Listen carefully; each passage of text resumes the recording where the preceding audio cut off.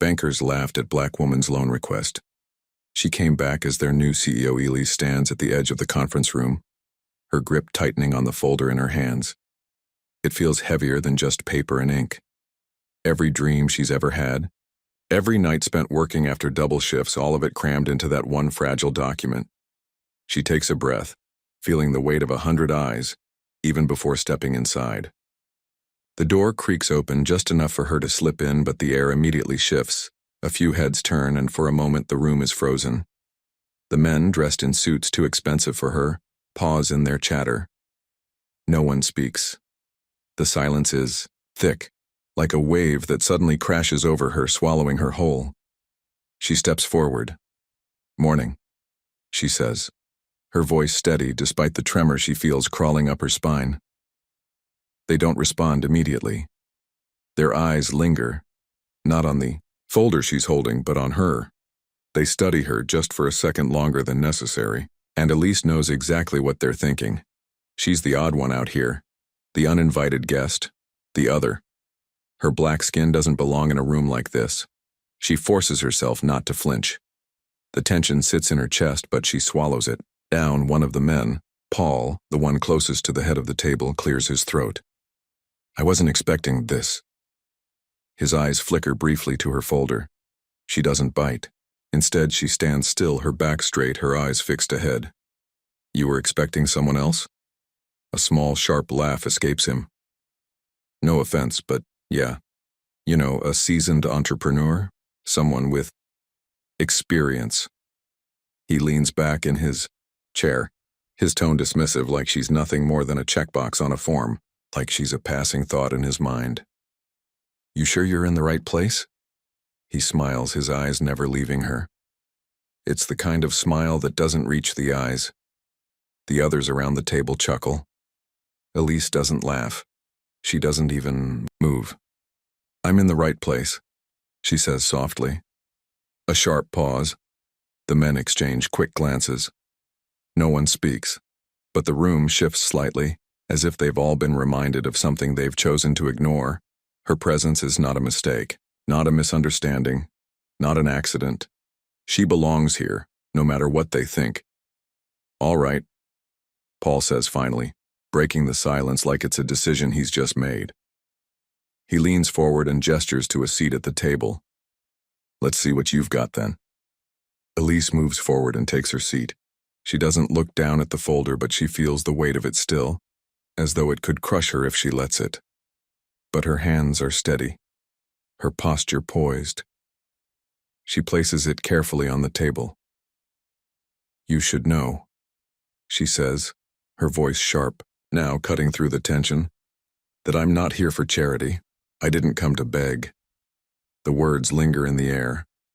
The men blink, confused by the sudden edge in her tone. "I'm not a diversity project," she continues, "and I'm definitely not here because of what you see on the outside.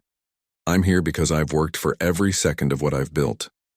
And that's more than you'll ever find in a privilege-laced resume." Her voice doesn't crack, there's no anger, just truth, pure and simple. And for a moment, the men in the room fall silent, not because of respect, but because they don't know what to say. She's broken something they were comfortable with. The facade of power, of control, starts to crumble just a little. One of the men shifts uncomfortably, tapping his pen against the table, but his eyes never meet hers. Instead, he focuses on the folder in front of him, pretending like the walls aren't beginning to close in around him. "I don't need anyone's approval," she says softly. "I just need your investment. If you can see past what's in your heads and actually listen to what I'm offering." The room doesn't reply. She doesn't expect them to. Her posture remains still, but inside her something shifts. She doesn't need their validation. She doesn't need to prove anything to them. And just like that, Elise knows. This is only the beginning. The room hums with a soft murmur as Elise watches the men around the table shuffle papers and sip their coffee, their eyes rarely meeting hers. They're not looking at her credentials. They're not reading the proposal she's laid out with careful precision. They're looking at her, the way her black skin contrasts with their tailored suits, the way her presence feels out of place in this room full of power. Her fingers tighten around the folder, but she doesn't break her stillness. She's been here before, in spaces where they make you feel like you have to apologize for just existing. This time she won't apologize. "So, Elise," Paul starts, his voice warm, but not genuine. "We've reviewed your business plan. Interesting concept, really. But you do realize this is a pretty tough market, right?" He pauses, his eyes flicking over her face as though inspecting her for weakness. "What makes you think you can handle it?" Elise doesn't flinch. She's been asked questions like this her whole life. Questions disguised as concern, but really they're meant to undermine. "I'm confident in my ability to handle it," she replies evenly. "I've handled more than most." A brief silence follows. Paul chuckles softly, leaning back in his chair. "You're confident, huh? Confidence is great, but here we fund businesses, not pipe dreams." The words fall from his mouth with practiced ease, but Elise feels the sting of them. They aren't just words. They're a verdict. A judgment passed without ever having taken a serious look at her work, her experience, her dedication. She's not blind to what's happening here. She knows exactly what they see when they look at her. A black woman in a world built by and for people like them. A world that's already stacked against her. "I didn't come here for charity," Elise says, her voice quiet but firm. The conversation moves forward, but it doesn't matter. She can tell by the way they speak, the way they dismiss her ideas, that her qualifications mean nothing. The MBA, the long hours working and studying, the sleepless nights, all of it is invisible. They see only a black woman. To them, that's all she'll ever be.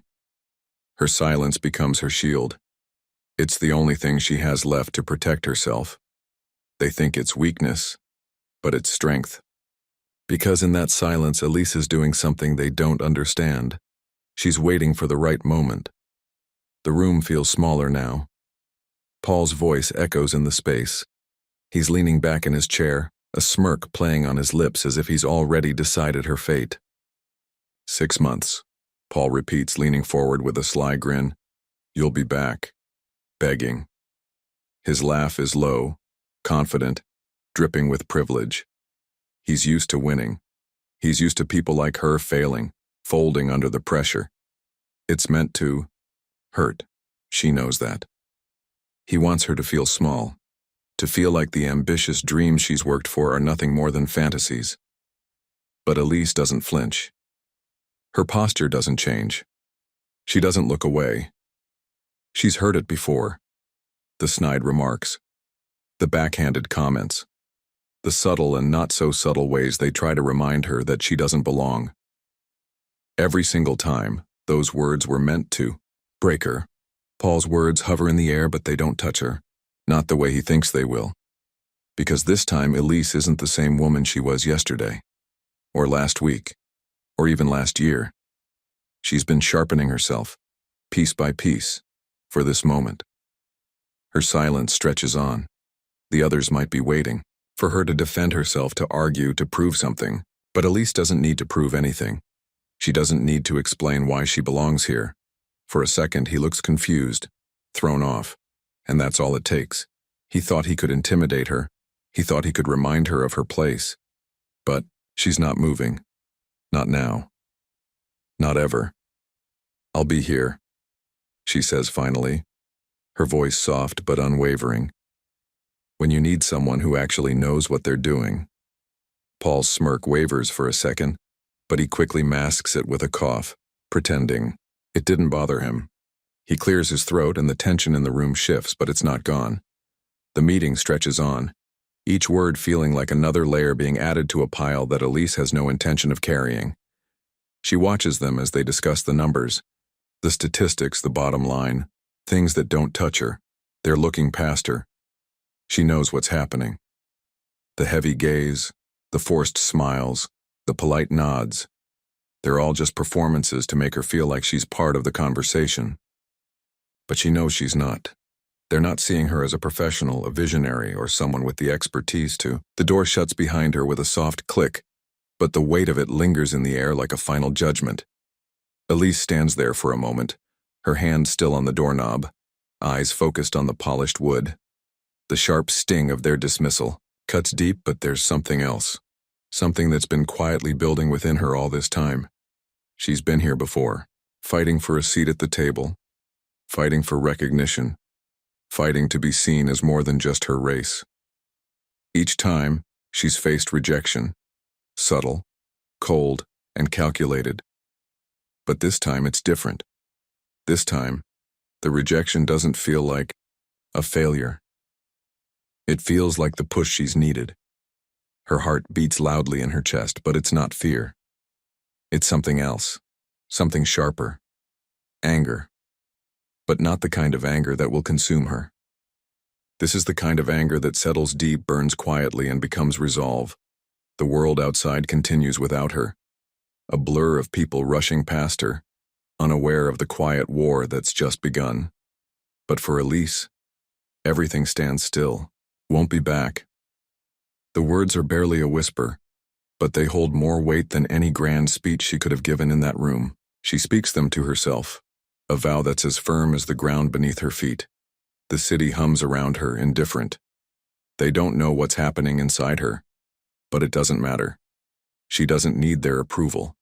She doesn't need their validation. She only needs her own.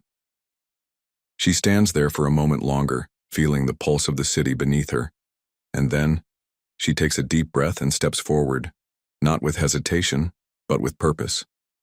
Each step she takes is a step toward something greater than the fight she just walked away from. She knows it won't be easy.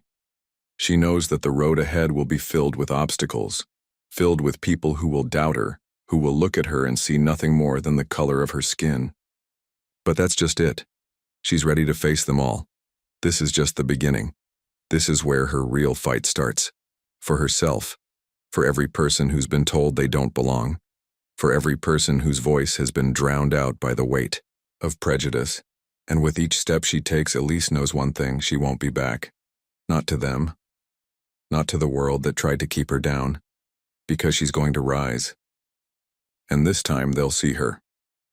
Elise steps out of the building and into the bustling streets, the weight of her folder a constant reminder of the meeting she just walked out of. The crisp air hits her face, the sounds of the city, horns, chatter, footsteps, fill the space around her. But none of it feels real. She stops for a moment just outside the doors, taking in the chaos around her. The city moves like a current, sweeping everything forward. The people who pass by don't see her. They don't notice her, but she notices them. Elise tightens her grip on the folder, her fingers digging into the edges, the same way she digs into herself for strength, for resolve. She takes a deep breath. The air feels different now, heavier, with something she can't quite name. The sting of their words still lingers, but it's fading. The hurt is being replaced with something else, something that burns hotter than their ignorance. Determination. Purpose. A quiet defiance. Her face hardens, not with anger, but with resolve.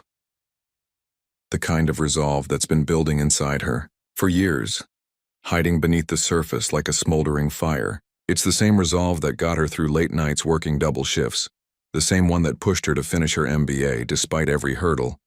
Elise knows exactly what the world expects of her. They expect her to crumble under the weight of their judgment.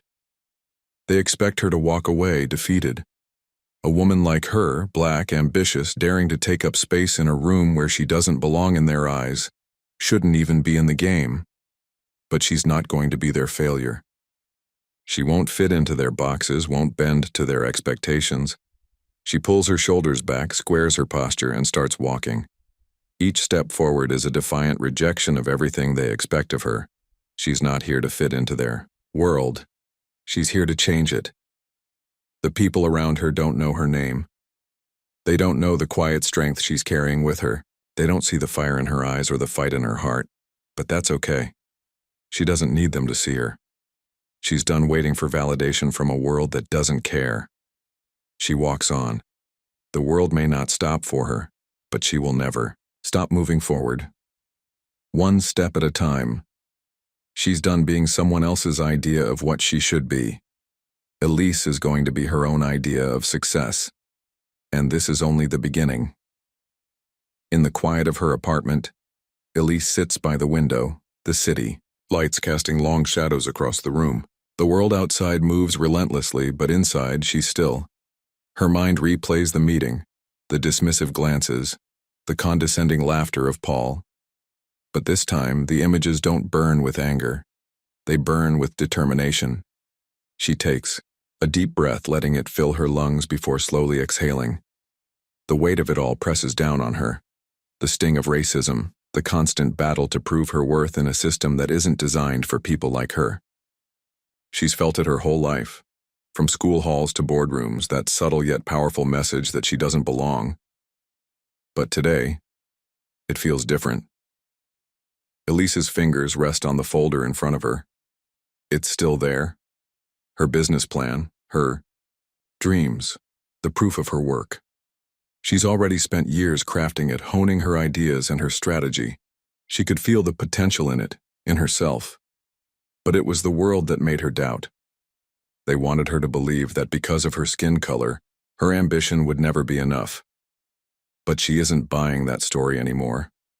She remembers her mother's words, whispers from the past that still echo in her mind. You can't control what the world thinks of you, but you can control how you respond to it. Elise has spent so many years responding with silence, the kind of silence that society demands of Black women, the kind that says, don't make waves or don't take up too much space. But now her silence is different. It's the silence of resolve, the silence that comes before a storm. She leans forward, her hand resting on the folder. Something shifts inside her, a feeling she hasn't fully acknowledged before. She's not just doing this for herself. She's doing this for every woman who's ever had to prove her worth more times than she can count. For every Black woman who's had to work twice as hard just to be seen as equal. I will not be their failure, she whispers to herself. The decision is made. Her next step isn't about proving a point to the men in that boardroom. It's about proving to herself and to the world that she can succeed on her own terms. Elise isn't going to wait for permission. She's going to build her business, and it will stand as a testament to resilience, to strength, and to the power of belief in the face of adversity. It's not just a business she's building. It's a symbol of Black excellence, of perseverance, of every person who has ever been underestimated. The sting of their rejection is still there, but it no longer holds power over her. In fact, it only fuels her. Elise rises from her seat, taking a final glance at the folder.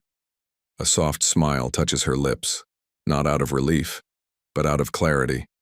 She's no longer looking for validation. She doesn't need their approval. She has everything she needs right here. I will make them see, she murmurs. And with that, Elise steps into the next phase of her journey, not as someone who has to fight to prove her worth, but as someone who is already worthy. Her dreams are still alive, and they're about to become reality. Months have passed since the day Elise walked out of that office, her determination solidified by their dismissals. The world didn't stop, but neither did she. Her business, once just a dream etched on paper, is now slowly turning into something real. The journey has been far from smooth.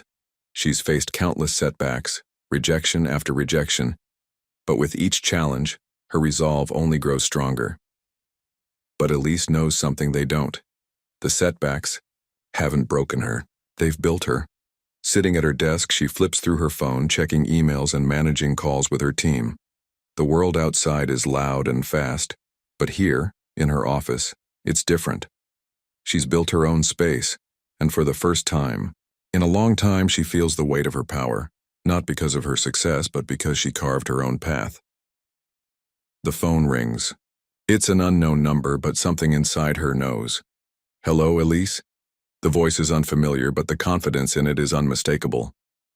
She listens carefully, and the words hit her like a quiet storm. A company that once dismissed her, the same ones who laughed, who ignored her ideas, are calling. They want to invest in her business. Her mind races. Is this a joke? But as she listens, she realizes that this is no joke. They've seen what she's built. They've seen her rise from the ashes of their dismissal. It's not the validation she once longed for, but it's proof. Proof that they were wrong. Proof that despite their attempts to keep her down, she has succeeded in ways they never thought possible. "I'll send you the details," she says, her voice steady, but the weight of everything she's been through lingers in her words. She hangs up the phone, her hand still hovering over it as the room feels a little quieter. For a moment, she sits still, the reality of the call settling in. She built this, no one else. She didn't need their approval, their permission, or their respect. She proved her worth without asking for anything in return. Elise leans back in her chair, a slow smile tugging at the corners of her lips. It's not about the money, it's not about the investment. It's about something much larger. She thinks back to that first meeting, the way they looked at her, the way they dismissed her not just as a businesswoman, but as a person. She remembers the sting of their rejection, the humiliation of being seen as nothing more than her skin color. But now, here she is. She's built something undeniable, something they can no longer ignore. The system tried to break her. They tried to diminish her, to keep her quiet. But in the end, it's their silence she hears now. Their indifference, once so powerful, is now irrelevant. Elise stands up, walking to the window of her office. The city sprawls out before her, endless and busy. But today she doesn't feel small. She feels like she's finally standing tall, like she's earned her place in this world, in this fight. She made it. She smiles, knowing the victory isn't just hers. It's for every Black woman who has ever had to prove herself. For every woman who's ever been overlooked, underestimated, and told she couldn't succeed because of the color of her skin. And now, the world will see her. The fight isn't over, but Elise knows one thing for certain. She's won this battle.